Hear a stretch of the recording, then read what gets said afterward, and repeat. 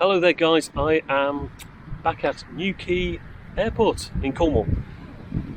So what's a lovely day for it. I'm waiting for a Loganair flight which is going to take me up to Manchester, an ATR-72 I believe. So I'm looking forward to that. It's going to be a great flight. There's going to be some fantastic views on the way. Let's go and have a look inside the airport and come with me for the flight. I'll see you in a bit.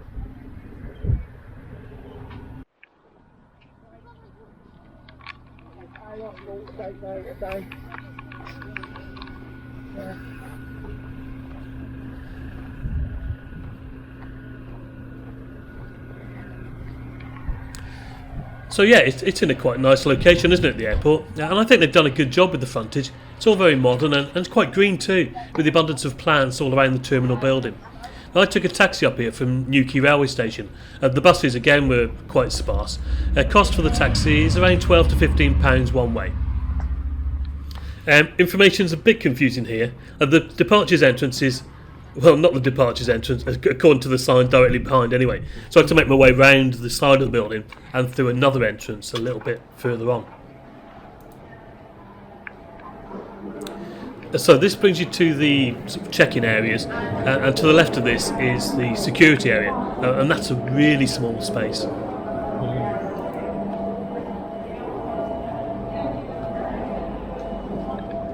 The departures lounge was reasonably busy, I would say.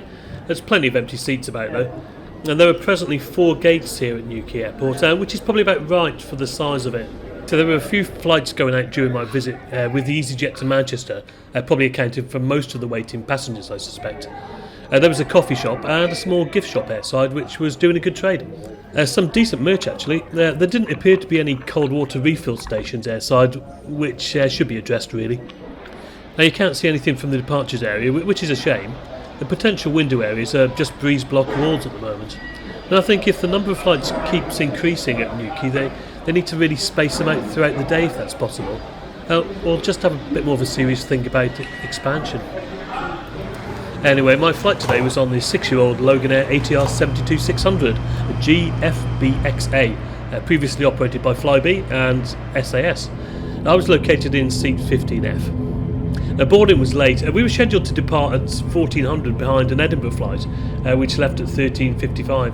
But we didn't actually leave the ramp until 14:20, and the Edinburgh ATR-42 was long gone by then. Flight time today was about an hour and 10 minutes. We took off from runway 12 towards St Austell, and then turning left over Bodmin Moor and left again towards the Bristol Channel and Cardiff. We would then head north just inside the Welsh border and over the Mersey before heading east towards Manchester.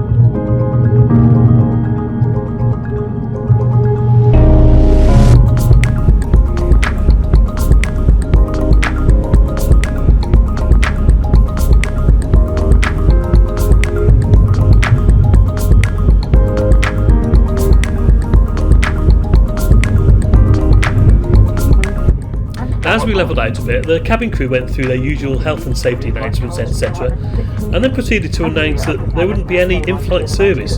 Now, just have a listen to this and let me know what you think. Due to COVID-19, we're sorry we're unable to offer you unrelenting flight service, so please just sit back, relax, enjoy the flight. If Matthew or myself can be of any assistance, please just press the call button in the panel above your head.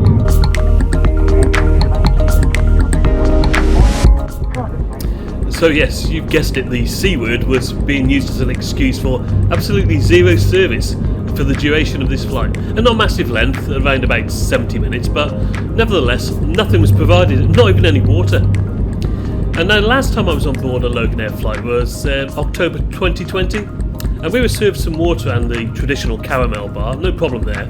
But I'm not really sure what's changed. And to add to this, about 20 minutes into the flight, one of the cabin crew went past me carrying bundles of chocolate bars. I've got no idea why, but they obviously weren't meant for us. So I don't know what was going on, to be honest. I don't want it to sound like a massive moan, it's really just an observation, but I'd like to know what you guys make of it. I'll add some further thoughts at the end of this video, but you know, considering the price of the flight and what other airlines are now doing, I thought it was a bit poor, really.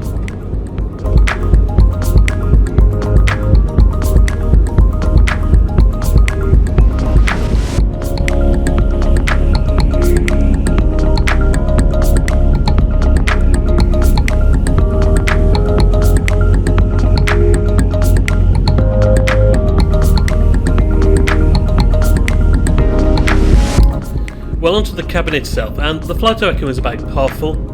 Overhead are individual reading lights, call buttons and air vents. They're quite nice blue lighting as well, I thought.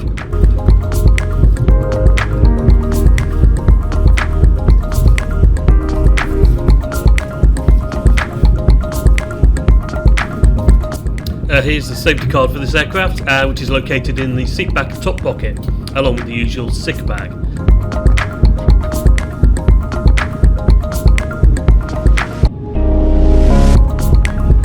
Beneath the table is the other netted pocket, which was a bit grubby, to be honest, although the floor was nice and clean.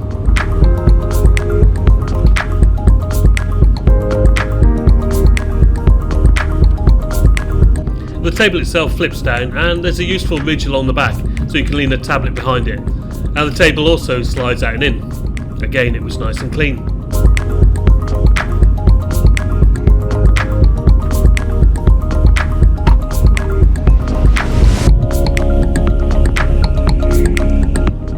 There's the usual coat hook on the side of the seat, and the seat pitch was fine, really.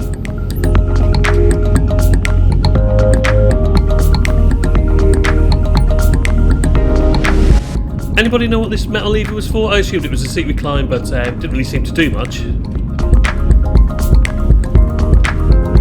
Had a good size windows on the ATR-72, I think, and obviously there was some great views on a day like this as we crossed the Severn Estuary, and you could actually see the Severn bridges, both of them, down below in the distance.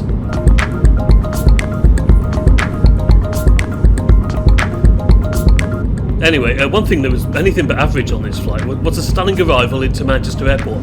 Probably one of the best I've witnessed as we headed east, firstly, and then we turned back on ourselves, banking right over the Dovestone, Yeoman Hay and Greenfield reservoirs, which set in and amongst the rugged hills of the Peak District.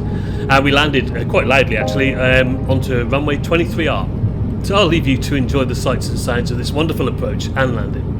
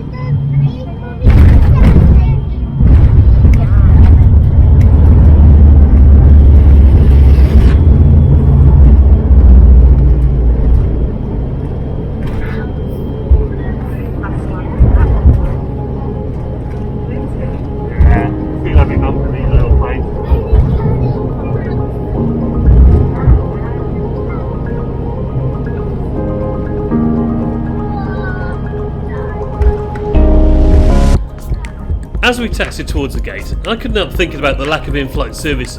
Just how COVID can seem to affect this for some airlines, whilst others seem to be just pretty much back to normal. Now this also applies to train companies in my recent experience. Well, I contacted Loganair on social media, and despite saying that they aim to respond within 24 hours, they didn't actually respond at all. So I contacted them again, and again I heard nothing. Now I finally got a comment from them over on the Facebook thing, just asking me to reply to them, replying to me, before I could actually get a response. Anyway, finally I was informed that water and a biscuit were available from September, but no hot drinks. I did query this again with them, but you've guessed it, I received no response.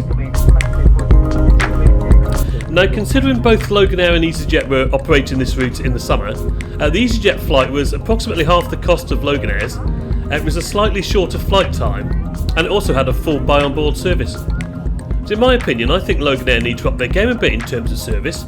They could probably get away with it on the local Scottish routes, but where there's competition presence, well, you know, which one would you choose?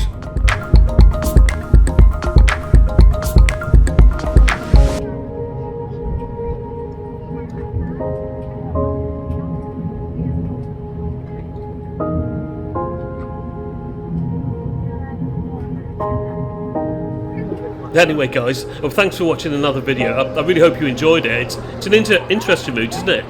And in a different aircraft to the one I flew in on the way down. Just to add, I really do appreciate your continuing support. Thank you very much. I'll see you next week, and cheers for now.